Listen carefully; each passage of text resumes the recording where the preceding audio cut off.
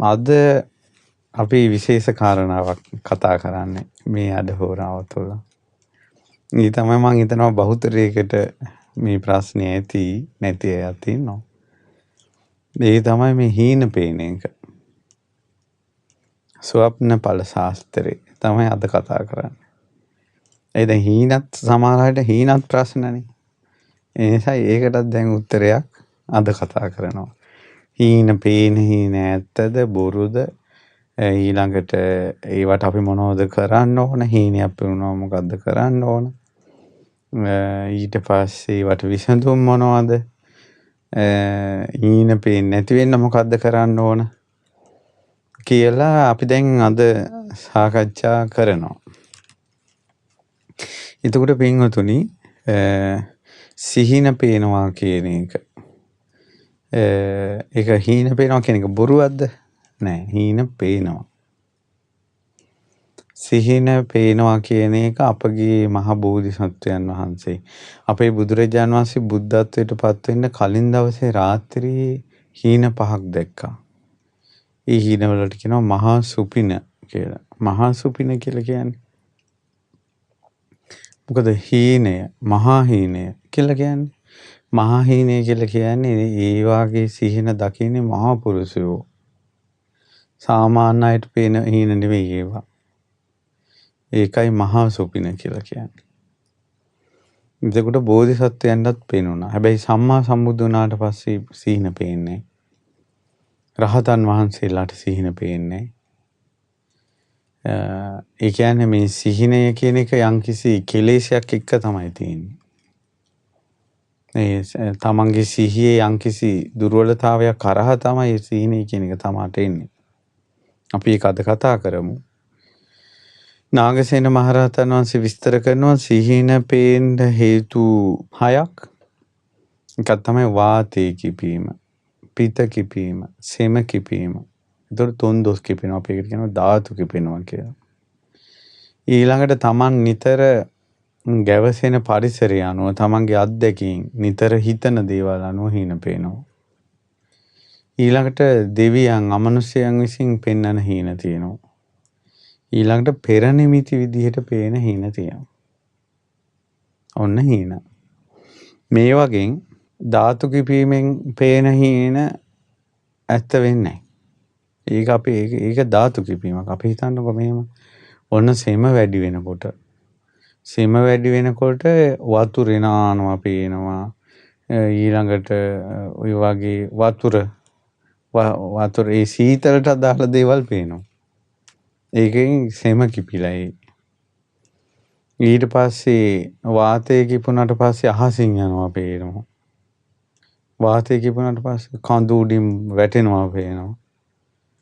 ඊළඟට මිනිස්සු සත්තු පන්නගෙන එනවා පේනවා. ඒ වාපිත් සෙම් කිපුණාට පස්සේ තමයි එහෙම වෙන්නේ. හැබැයි මෙහෙම එකක්. දැන් මේ හීන කියනකොට මේ හීන ශාස්ත්‍රය පිළිබඳව අපි මේ සිහින දෛවඥයෝ නෙවෙයි.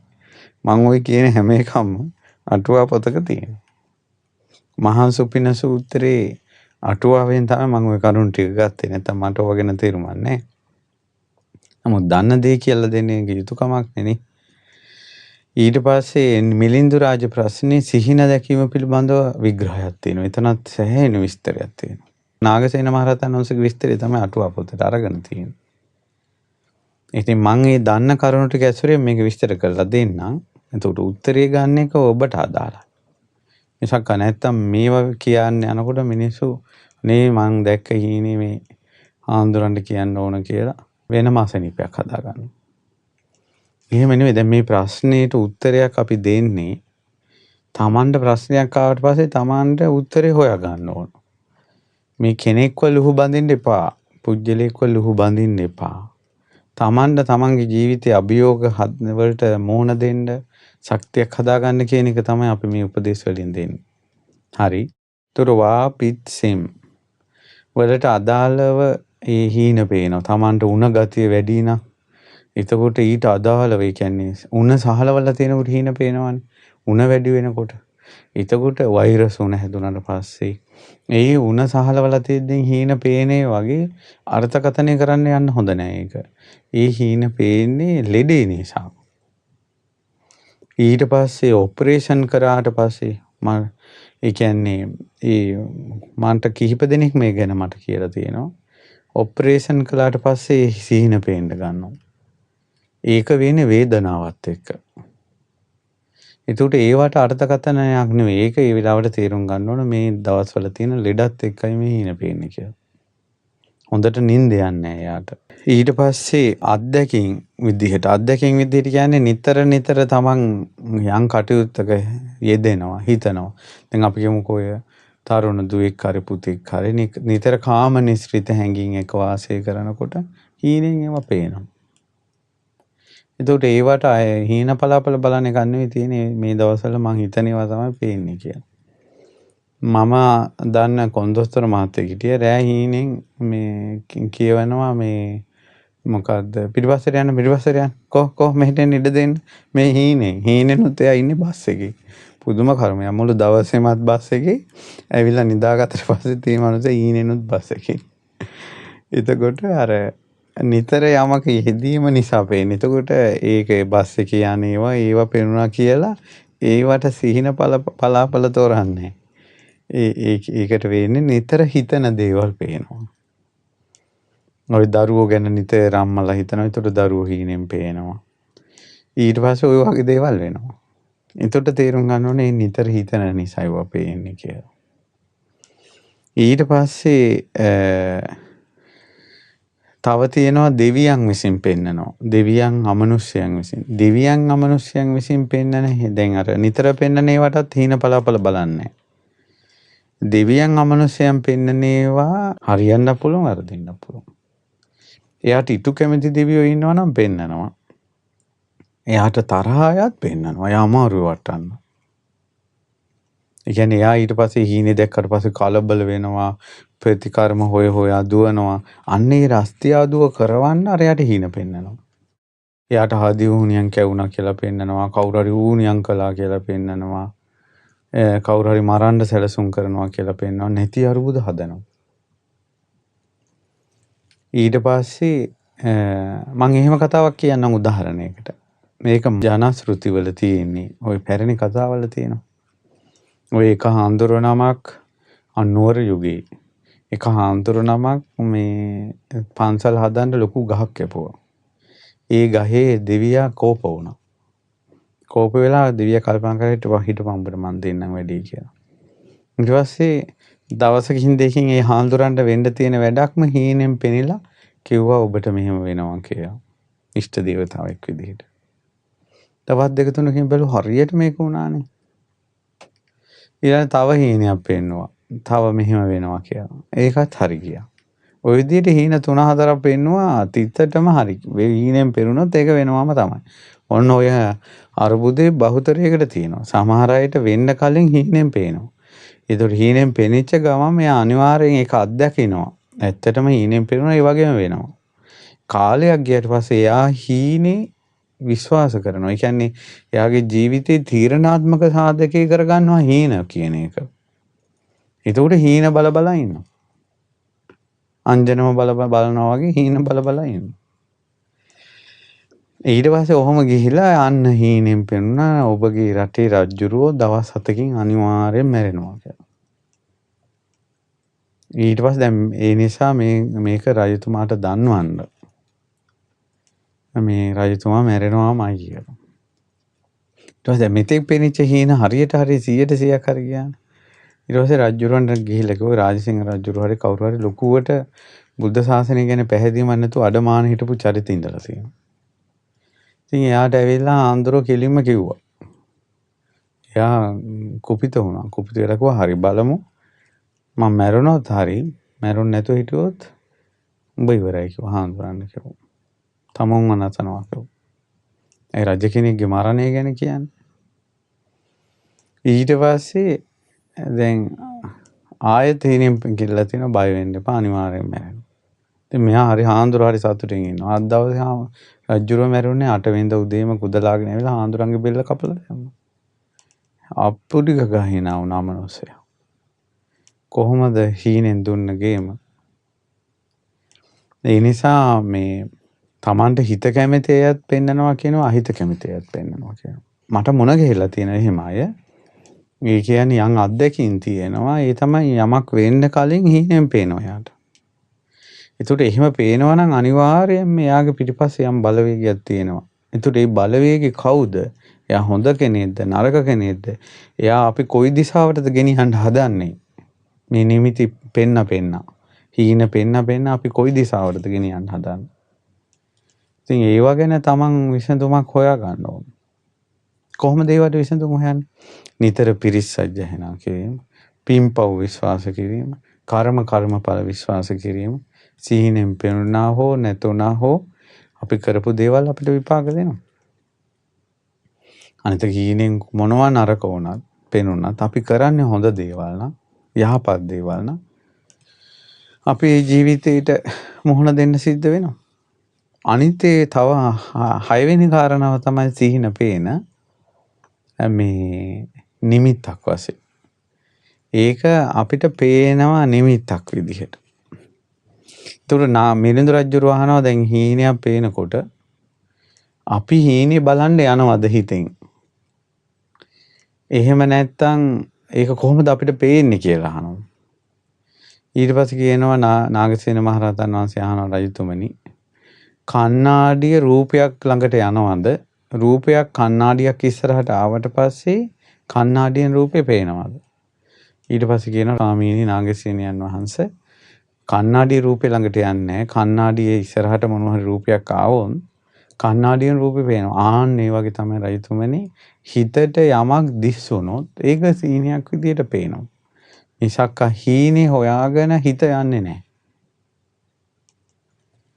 රජතුමනි සිහින පේන්නේ හොඳ නින්දේ නෙවෙයි අඩ නින්දේ. මෙතන මේ වචනයක් වදාලා කපි මිද්දේ පරේතෝ කෝ මහරජ සුපිනම් පස්සති.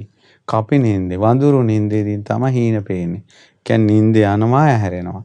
අඩ නින්දේ තමයි හීන පේන්නේ. අඩ නින්දේ හීන පේනවා. දැන් මේකේ තවත් කියනවා දවල් පේන හීනවල අර්ථ හොයන්න යන්න එපා කියලා.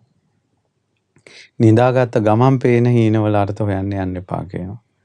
හීනේක අර්ථයක් හොයනවා නම් මේ කාරණා හයෙන් පෙර නිමිති විදියට පේන හීන තෝරාවට කමන්නේ කියනවා. ඒ වගේම උදේ පාන්දර කියන්නේ උදේ පාන්දර පේන හීන. අලුයම කිට්ටු කරලා පේන හීනවල අර්ථ හිව්වට කමන්නේ කියනවා. මොකද කෑම කාපු ගමන් ඇඟ ඇතුලේ බත් මතේ සහ රසායනික ක්‍රියාකාරීත්වය ඇතුලේ වැඩි වෙනකොට ඒකත් එක්ක හිත මන්ද මොහ වෙලා මේ හීන පේනවා එක දේවල්. ඒ නිසා ඒ අර කෑම කාපු ගමන් ඒ වගේ දිරවන වෙලාවත් එක්ක පේන ඒව ඉච්චර හිතන්න එපා කියනවා. අටුවාවේ විස්තරය තිබ්බේ එහෙම. ඊට පස්සේ දේශනා කරනවා නාගසේන මහරහතන් වහන්සේ. ඉතින් ඒ සිහින වලින් ওই වගේ ප්‍රමාණයක් තමයි කියනවා නිමිත්තක් විදියට තියෙන්නේ. අපේ මහා මායා දේවියට සිදුහක් කුමාරයා ඉපදෙන්න කලින් නිමිත්තක් පෙරුණා. ඇත් පැටියෙක් බඩ ඇතුළට රිංගනවා. කුසට රිංගනවා. ඊට පස්සේ ඒ සුදු ඇත් පැටිවා කුසට ඇතුල් වීමේ ස්වප්නේ නිමිත්තක් දරුවෙක් කුසේ පිරිසිඳ ගත්තා. දරුවන් ඉපදෙන්න කලින් දරු සිහින පේනවා. ඒකට ඒ වගේ දේවල් වලට අර්ථය තේරුම් ගත්තාම හරි. ඊට පස්සේ ඔය වගේ නොඑක් සිහින පෙන්ලා තියෙනවානේ. වෙස්සන්තර රජතුමාගේ බිසව මන්දී දේවිය S2 ගලවගෙන යනවා දැක්කනේ හීනේ. දැන් හිතන්න එදා රෑනේ දැක්කේ. ඒතකොට මේ වෙනකොට ජෝජක බමුණ ඇවිල්ලා. ඒ කැලේටත් ජෝජක බමුණ ඇවිල්ලා. ඒතකොට එදා රෑ තමයි පෙනුනේ. ඒතකොට අනිවාර්යෙන් ජෝජක බමුණ ඇවිල්ලා දරුවෝ දෙන්න අරගෙන යනවා. එතකොට නිමිත්තක් විදියට තමයි පෙනුනේ. එතකොට ඒක අපිට ඒ හීනේ පෙනුනේ නැත්තම් අපි කියමු මන්දී දේවිය හීනයක් දැක්කේ නැහැ. දැන් ජෝජක බමුණ දරුවෝ අරන් යන්නේ නැද්ද? අරන් යනවා. ඒකට කියනවා නිමිත්තක් කියලා. නිමිත්තක්. එතකොට නිමිත්තක් වුණාට පස්සේ තියෙන්නේ පරිසං වීම. හීනයක් දැක්කට පස්සේ තියෙන්නේ පරිසං වීම. නරක හීන නම් පේන්නේ. ඊළඟට තමයි හීන වලට හොඳ විසඳුමක් තමයි බුදුරජාණන් වහන්සේ වදාලා මෛත්‍රී සහගතව මෛත්‍රී භාවනාව නිතර මේ සත්වය සූපත් වේවා කියලා මෛත්‍රියෙන් ඉන්නකොට නපාපකං සුපිනම් පස්සති. නරක හීන නපුරු හීන පේන්නේ නැහැ කියලා කියනවා. ඒකට මෛත්‍රී භාවනාව කිරීම නිතර කරණීයමෙත්ත සූත්‍රයේ සජ්ජායනා කිරීම ඔය නිතර හීන පේන අයට එක විසඳුමක් ඒක. ඊළඟට තමයි මුට්ටස් සතියෙන් මෙලෝ සී කල්පනාවක් නැතුව නිදාගත්තට පස්සේ එයා සීහිනෙන් බය වෙනවා. දෙවියෝ රකින්නේ ශාරීරික ජරාව පිට වෙනවා. මේ වගේ දේවල් සිද්ධ වෙනවා සී කල්පනාවෙන් තොරව මෛත්‍රියෙන් තොරව නිදාගත්තට පස්සේ. ඒ නිසා මෛත්‍රී භාවනාව කිරීම, කරණීයමෙත්ත සූත්‍රය නිතර සජ්ජායනා කිරීම, නිතර පිරිත් කීම, ඊළඟට රුවන්වැලිසෑයේ ජයශ්‍රී මහ බෝධීන් වහන්සේ වගේ උතුම් ස්ථාන වලට ජීවිතේ තුනුරුවන්ට පූජා කිරීම, ඒ වගේ දේවල් ඔය නිතර හීන පේන ඒවට විසඳුම් විදිහට යොදා ගන්න පුළුවන්. ඊළඟට හීන බලන්න කාලයක් මේ වෙලා ඒවා ගැන තේරුම් ගන්න උත්සාහ කරද්දී හීන පේනවත් වැඩි. අපිට ඔහොම වෙලා තියෙනවා දැන් මම මේ පොත්පත් ඔහොම කියවලා ඊට පස්සේ හීන තේරෙනකොට මේව මොනවද කියලා අහලා බලලා හොයලා නිතර ඒවා ගැන කතා කරපු කාලයක් තිබ්බා. ඒක නිතර හීන පේනවා. ඊට පස්සේ අපේ ලොකු සංසනේ මම එක මතක් කළා නේද හොඳටම සැර කළා. මේ අපිට මෙච්චර ධර්මයක් තියෙද්දි මේ අපි බුදුරජාණන් වහන්සේ වදාළ දේ අනුව නේද අපේ ජීවිතය ගත කරන්න ඕන කියලා. එදා ඉඳලා මාස 4-5 හීනයක් පේනුන්නේ. හීන පේන අයට හොඳට දෙසුවාට පස්සේ හීන පේන්නේ නැතු වෙනවා. ඒකට හොඳටම පැහැදිලි මේක මනසත් එක්ක අර එයාගේ ਵਿਚාරයත් එක්ක තමයි ඒක තියෙන්නේ කියනවා. හරි අපි ඒත් එක්කම පොඩ්ඩක් කතා කරමුකෝ මේ බුදුරජාණන් වහන්සේ දැක්ක හීන මොනවද කියලා. බුදුරජාණන් වහන්සේ කියන්නේ මහා බෝධිසත්වයන් වහන්සේ සම්බුදු වෙන්න කලින් දවසේ රාත්‍රියේ දැක්කා මහ පොළොව ඇඳ වගේ වෙලා. බුදුරජාණන් සැතපීලා සිද්ධාර්ථ මහ බෝධිසත්වයෝ හිමාලයේ තමයි කොට්ටෙට තියෙන්නේ. ඊට පස්සේ නැගෙනහිර දිශාවේ වම් අත බටහිර දිශාවේ දකුණු අත මේ සාගරේ දකුණු සාගරේ සිරිපා සංගල තියෙන සැතපීලා ඉන්නවා දැක්කා. බුදුරජාණන් වහන්සේ සම්බුද්ධත්වයට පත් වෙලා දේශනා කළා. ඒ සිහිනේ අර්ථය මම දැනගත්තා කියනවා. ලෞතර සම්බුද්ධත්වයට පත් වෙනවා. ඊට පස්සේ දැක්ක දෙවෙනි හීනේ තමයි පෙකණියෙන් තනකොළ තිරිය කියන තනකොළ ගහක් මතුවෙලා ඒ ගහ අහසට පැන නැගිලා අහස පුරා පැතිරී සිටියා. බුදුරජාණන් වහන්සේ දේශනා කරන එහි සිහින ඵලය මා දැනගත්තා කියනවා. ඒ තමයි ආර්ය අෂ්ටාංගික මාර්ගය මේ ශ්‍රාවකයන් අතර තථාගතයන් වහන්සේට ප්‍රකට කරවන්න අවස්ථාව ලැබෙනවා කියලා. ආර්ය අෂ්ටාංගික මාර්ගය. ඊට පස්සේ බුදුරජාණන් වහන්සේ දැක්කා තුන්වෙනි හීනේ කළු හිස් තියෙන සුදු ශරීර තියෙන කෘමියෝ මේ පොළොවේ දෙපැත්තෙන් ඇවිල්ලා බුදුරජාණන් වහන්සේගේ මහා සිද්ධාර්ථ මහ බෝධිසත්වයන්ගේ වහන්සේගේ ධනහිස දක්වා මුළු කකුලම මුළු පාදයේම වසා ගත්තා. බුදුරජාණන් වහන්සේ සිහිනේ අර්ථය තේරුම් ගත්ත කියනවා. බොහෝ සුදු ඇඳගත් ගිහියෝ මේ බුදුරජාණන් වහන්සේ සරණ යනවා. ඊළඟට බුදුරජාණන් වහන්සේ දැක්ක කියනවා නානා නොයේක එක පාට ලිහිනියෝ එක එක පැති වලින් ඇවිල්ලා බුදුරජාණන් වහන්සේගේ සිරිපා ළඟ වහනවා බිම. එතකොට ඒ ඔක්කොම ටික සුදු පාට වෙනවා. තනි පාටක් වුණා. එතකොට බුදුරජාණන් වහන්සේ තේරුම් ගත්තා කියනවා මේ ස්වප්නේ. ඒ තමයි බ්‍රාහ්මණ ශාස්ත්‍රීය වෛශ්‍ය ශූද්‍ර කියන කුල හතරෙන්ම ඕනම කුලයකින් ඇවිල්ලා ඒ සියලු දෙනා ශ්‍රමණ ශාක්‍ය පුත්‍ර බවට පත් වෙලා ඒ සියලු දෙනා විමුක්තිය භුක්ති විඳිනවා නිවනටපත් වෙනවා. ඊට පස්සේ බුදුරජාණන් වහන්සේ දැක්කා අසූචි කන්දක් තියෙනවා. අසූචි කන්දේ සක්මන් කරනවා. හැබැයි අසූචි කන්දේ සක්මන් කරනවා සිරිපතුල් වල අසූචි ගෑවෙන්නේ නැහැ.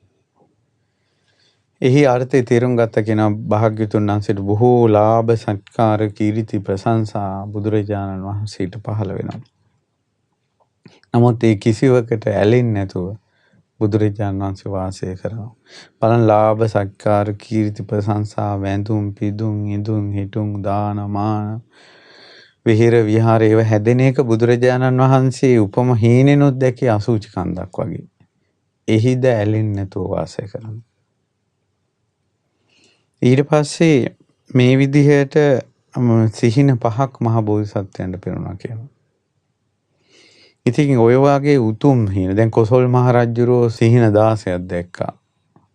එතකොට ඒ රජුරු අනිත් එක තමයි ඔන්න විශේෂ තවත් සිහින ගැන කතා කරන්න ඕන. ඒ පේන පුජ්‍යලයා අනුව තමයි ඒකේ අර්ථකථන ඉන්නේ. දැන් හීන තෝරනවා කියන එක හැමෝටම කරන්න බෑ. දැන් නාගසේන මහරහතන් වහන්සේ දේශනා කරනවා මේ හීනයක් යාට අනාගතේ වෙන දේ හීනෙන් නිසා වෙන්නේ නැහැ කියනවා. දැන් අපි කියමුකෝ හීනෙන් මොනවා හරි පේනවා. හීනෙන් මොකක් හරි පෙනුන නිසා නෙවෙයි කියනවා ඒක වෙන්නේ. ඕකට තමයි මං කිව්වේ අර සිහින ගැන විස්තර කරපු කෙනෙක් සිහින පලාපල කියන කෙනෙක් හොඳ අර්ථකථනයක් කළා. එයා කියනවා මේ සිහින කියන එක මේ වගේ අපි කියමු මාර්ග සංඥාවක් තියෙනවා. ඉදිරියෙන් ලිස්සන වංගුවක කියලා මාර්ගයේ සලකුණක් ගහලා තියෙනවා. ඉදිරියෙන් කෝච්චි පාර තියෙනවා කියලා මාර්ග සලකුණක් ගහලා තියෙනවා. දැන් මේ මාර්ග සලකුණ තියෙන නිසාද ඉස්සරහින් ලිස්සන්නේ? නෑ. ඉස්සරහින් ලිස්සන්නේ හෝ කෝච්චිය යන්නේ අර මාර්ග සලකුණ තියෙන නිසා නෙවෙයි. ඒ නිසා ඉදිරියට වෙන්න තියෙන දේ වෙන්නේ යාට හීනේ පේන නිසා නෙවෙයි. ඒක යාගේ හිතට පෙනිච්ච එකක්. එතකොට මේ මාර්ග සලකුණේ මොකද්ද කියන්නේ කියන එක ඒව ගැන දැනුමක් තියෙන කෙනා තමයි දන්නේ. ඒ වගේ මේ හීන තෝරන අය තමයි අර පෙනිච්ච එකෙන් ඔයාට අනාගතේ මොකද්ද වෙන්නේ කියලා කියන්නේ. අද කාලේ හීන තෝරන අය අඩුයි. ඉතින් ඊට පස්සේ හැබැයි හීනයක් කියන්නේ ජීවිතේ තීරණාත්මක දෙයක් නෙවෙයි. දැන් අපි ඔය කිව්වේ කාරණා කොච්චර බැහැර කරන්න තියෙනවද? වෙයි 100%ක්ම බැහැර කරන්නේත් නැහැ. දැන් නාගසේන මහරහතන් වහන්සේ අහනවා මූණේ ලප තියෙනවා. ඊට පස්සේ ශරීරයේ එක එක අංග ලක්ෂණ තියෙනවා. අංග ලක්ෂණ දෛවඥයෙක් නැත්නම් අංග ලක්ෂණ ශාස්ත්‍රකාරී මෙයාගේ මේ නහය තියෙන හැටි. ඊළඟට ලප තියෙන හැටි. ඒවා දිහා බලලා මෙයා අනාගතයට මෙහෙම වෙනවා කියලා කියනවා. දැන් අර ඇඟේ හැතිවිච්ච ලපේ නැත්තම් එයාගේ දත් පිහිටලා නහය පිහිටලා තියෙන විදිහ අනුව ඒ ලපේ දන්නවද මං අනාගතේ මෙයාට මෙහෙම ඉරණමක් අත් කරලා දෙනවා කියලා? ලපයක් එහෙම දන්නේ නැහැ. ඇඟ දන්නේත් නැහැ. නමුත් ඒක පිහිටලා තියෙන විදිහ අනුව ශාස්ත්‍රීය කියන කෙනා තමයි කියන්නේ ඔයාට මෙහෙම වෙනවා කියලා. ආන්නේ වගේ හීනේ නිසා නෙවෙයි යාට අනාගතයක වෙන්නේ. ඒ හීන කියන්නේ නිමිත්තක් කියනවා. ඒක තේරුම් ගන්න. ඒක නිමිත්තක්. දැන් පාර ලිස්සන සුළුයි කියලා බෝඩ් එකක් ගහලා තිබ්බා කියලා ලිස්සන්නේ නැහැ. ඒ ලිස්සන්න පුළුවන්. ඒ කියන්නේ ලිස්සන අවදානමක් තියෙනවා කියන එකයි එකකින් කියන්නේ. ඒ වගේ හීනයක් පෙනුන පමණට මහ විශාල විදියට බය වෙලා තැති අරන් මේ මොකද්ද වෙලා සමහර මිනිස්සු හරි පව් කියලා හිතෙනවා. ඒ කියන්නේ හරියට හීන වලින් බය වෙනවා. නිකන් ජීවිතේ දුක් විඳිනවා. දවසේම උදේ ඉඳලා හැන්දෑ වෙනකල් මැරිගෙන වැඩ කළා. ඇනුම් පද අහගෙන දුක් විඳගෙන අමාරුවෙන් නිදා ගන්නවා. නිදාගෙනත් බය හිතෙන හීන දකිනවා. කෑ ගහගෙන නැගිටිනවා. ඕන ඉතින් ප්‍රශ්නේ. ඉතින් ඔය වගේ මිනිස්සු ගැන අහන්න හිතෙනකොට දුක හිතෙනවා. මේ මිනිසුන්ට සාමාන්‍ය ජීවිතේ සැපයක් නැහැ. නින්දෙත් සැපයක් නැහැ කියලා. ඉතින් ඒ නිසා කොසල් මහ රජුරෝ මං කියන්නේ එක එක භූමි ආයතනික ප්‍රධානියෙක් දකින හීනේ. ඊ ආයතනයේ සේවකයා දකින හීනේ එකම හීනේ දැක්කත් අර්ථ දෙකක්. කොසල් මහ රජුරෝ සිහින 16ක් දකින එක අනාගතේ රජ පරම්පරා රටවල් වලට වෙන දේවල් තමයි කොසල් මහ රජුරෝ සිහින 16කට දකින්න. බුදුරජාණන් වහන්සේ සිහින 16ම තෝරනවා. මේ තුන් ලෝකෙම ස්වප්නේ තෝරන්න තරම් මහා ප්‍රඥ වූ එකම එක කෙනයි මේ ලෝකෙ හිටියේ ඒ තථාගත සම්මා සම්බුදුරජාණන් වහන්සේ. පිරුම් පුරණ සංසාරේ බුදුරජාණන් වහන්සේගේ එක්තරා ප්‍රඥා පාරමිතාව පිරුණ එක ස්ථානයක් තමයි හරියට හීනයක් දැක්කොත් හරියටම අර්ථය දන්නවා. තිතටම කියනවා. ඒක නුවණක ආශ්චර්යයක්. හරියටම දේ කියනවා. මොකද්ද මේ හීනෙන් පිරුණේ කියලා. නුවණැත්තාට හැකියාවක් තියෙනවා. ඒ නුවණ කියන්නේ අසිරිමත් දෙයක් දිවසින් දැක්කා වගේ කියන්න පුළුවන්. මේක වෙන්නේ මෙහෙමයි කියලා. ඉතින් ඒ නිසා අර සිහින වලටම ජීවිතේ පාවා දෙන්න එපා. සමහර සිහින තියෙනවා ගණන් නොගත යුතු දේවල්. නැවත නැවත පේනවා නම් ඒක විමසිය යුතු දෙයක්. එතකොට ඒ අතර තමයි මේගේ ඥාතීන් නිතර නිතර පේනවා නම්. එතකොට ඒ වගේ වෙලාවකට දානමාන දීලා පින් දෙන්න ඕන. සාංගික දාන දෙන්න ඕන. අසරණ අයට මේ උදව් උපකාර කරන්න ඕන. ඒ අය වෙනුවෙන් පින් දෙන්න ඕන. විහෙර විහාර වෙන්දලා පින් අනුමෝදන් කරන්න ඕන. ඒ වගේ දේවල් ඥාතීන් නිතර පේනවා නම්. ඔය නරක හීන නපුරු හීන පෙනුනට පස්සේ මම දැක්කා ඉස්සර කරලා තියෙන ප්‍රතිකර්මයක් තමයි සෑ මලුවක් බෝ මලුවක් හොඳට අමදිනවා. අමදලා මල් පහන් සොඳුන් පූජා කරලා ආරක්ෂක පිරිත් රතන සූත්‍ර ආදී පිරිත් සජ්ජායනා කරලා මේ තමන් නරක ස්වප්නයක් දුටු බවත් මේ කරපු පින් බලෙන් සූත්‍ර සජ්ජායනා අනුහසින් බෝධීන් වහන්සේගේ අනුහසින් මාගේ ජීවිතේ තුනුරුවන්ට බාරයි නරක ස්වප්නේ අනුතු විපාක දුරු වේවා කියලා මේ ඒ වාගේ ප්‍රතිකර්මයක් කරනවා. එතනින් පස්සේ ආ හීනේ ගැන හිතන්නේ. නරක හීනයක් දැක්කොත් ඒක කරනවා. ඊට පස්සේ වැඩියෙන් පින්කම් කරනවා. නරක සීන නිතර පේන අයට ගස් කොළන් රෝපණය කිරීම. අබේ දාන දීම, නිතර බෝධි පූජා පැවැත්වීම, විහෙර විහාර වන්දනා කිරීම. ওই වගේ දේවල් මේ ප්‍රතිකර්ම විදිහට එයාලට කරන්න පුළුවන්. නරක හීනයක් පෙරුණා කියන්නේ එයාගේ පින් පැත්ත වැඩි කරන්න. දැන් ඒකට තමයි මම දැක්ක අර හීන තෝරන ඒ දෛවඥයෙක් හීන ගැන විස්තර කරනවා. මම එයාගේ විස්තර කිරීමට යම්කිසි ප්‍රසාදයක් ඇති වුණා. ඒ එතුමා කියනවා මේ මොකද්ද ඒ නරක හීනයක් පෙරුණොත් එයා ඒක විස්තර කරන්නේ ඒක නෙගටිව් කියලා. ඒක ඍණාත්මකයි නරක හීනයක් කියන එක. ඒතකොට නරක හීනයක් එයාට පෙරුණොත් ඍණාත්මකයි නම් එයා ඊළඟට කරන්න ඕනේ ධනාත්මක දේවල්. කියන්නේ එයා අසරණයට උදව් කරන්න, හිඟන මිනිසුන්ට සල්ලි දෙන්න, කාසි දාන්න, පඳුරු දාන්න, මිනිසුන්ට hina වෙන්න, පිරිත් කියන්න, චෛත්‍ය වඳින්න, බෝධිය වඳින්න. ඒකට පොසිටිව්, ඒතකොට නෙගටිව් පොසිටිව් එකතු වුණාට පස්සේ මේක නෝමල් වෙනවා කියලා එයා විස්තර කරනවා. ඉතින් නමුත් හොඳ අදහසක්. අර මේ හොටු පෙරාගෙන අඬා බය වෙලා පපුවේ අත් ගහගෙන ඉන්නවට වඩා හොඳ දෙයක් කරන එක කොහොමදත් හොඳයිනේ. ඒ නිසා ඔන්න අද හෝරාවට අනුව කතා කරන්න පුළුවන් දේවල් ටික කතා කළා. හීන පේන්න කරුණු 6ක් බලපානවා. වාතය කිපීම, පිත කිපීම, සෙම කිපීම, ඊළඟට Taman නිතර ගැවසෙන පරිසරය අනුව අත්දැකීම් අනුව, ඊළඟට දෙවියන්ගේ නැත්නම් අමනුෂ්‍යයන්ගේ මනාප අමනාප බව අනුව, ඊළඟට පෙර නිමිති විදියට හීන පේනවා. මේකෙන් ධාතු කිපීම සහ අත්දැකීම් ඒ වගේ හීන ගණන් නොගත යුතුයි. ඊට පස්සේ අමනුෂ්‍යයන් පෙන්වන හීනවල කොටසක් හරි කොටසක් වැරදි. ඒක නුවණින්මයි තේරුම් ගන්න තියෙන්නේ. ඊළඟට පෙර නිමිති විදිහට පේන ඒ වගේ ඒකේ හරියට ඒක තේරුම් ගන්න එක ඉතින් නුවණැත්තාට අයිති දෙයක්. අඩනින්දෙන් ඉන්නකොටයි සිහින පේන්නේ. මෛත්‍රියෙන් ඒ වගේම නිතර පිරිත් සජ්ජායනා කරන මෛත්‍රියෙන් වාසය කරන අයට සිහියෙන් නිදා ගන්න අයට හීන පේනවා අඩුයි. සිහිනෙටම ජීවිතේ පාවා දෙන්න එපා. අපි කරපු පින්පව් හොඳ නරක කියලා එකක් තියෙනවා. අනිත් එක ඒක නිමිත්තක් විතරයි. තමන්ගේ ජීවිතේ හැඩගැහී යන විදිහක් තියෙනවා. සමහරට නිමිත්තක් විදිහට තමන්ට යමක් පෙන්වන එක තමන්ට සුබදායි වෙනවා. මොකද කලින්ම අපිට සූදානම් පිටින්න පුළුවන්. අවදානම් පිටින්න පුළුවන්. ඊළඟට පරිසං වෙන්න පුළුවන්. පින් කරන්න පුළුවන් වෙනදාට වැඩිය. මේ වගේ පැත්තක් විසඳුම් විදිහට හොයාගන්න. ඔන්න දැන් අපි සීන ගැනත් කතා කළා. ඒ වගේම එකට යම් විසඳුනුත් කතා කළා. ඉතින් නුවණැති කෙනා තමයි මේකේ හරය ගන්නෙ. නානුවන මනුස්සයට හිතේ අනේ මමත් හීනයක් දැක්කා මේ ආන්දර මොන ගැවුනම අහගන්න ඕනේ කියලා. මම දන්න දේකුත් නැහැ. මම දන්න ටික තමයි ඔය කිව්වේ අටුවාවේ මෙහෙම විස්තරයක් තියෙනවා මහා සුපින සූත්‍රයේ අටුවාවේ. ඊළඟට මිලිඳු රාජ ප්‍රශ්නයේ සිහින දැකීම කියන බණ පොතින් කියවල තමයි විස්තර ටික කිව්වේ. ඔයාලා ඔයාලගේ ප්‍රශ්න වලට උත්තර හොයාගන්න. මේ තුලින් යම්කිසි උපදෙසක් ගන්න පුළුවන්. හොඳයි. ඔබගේ ජීවිතේ හීන පේනවා නම් සුබදායක දේවල්ම පෙනේවා.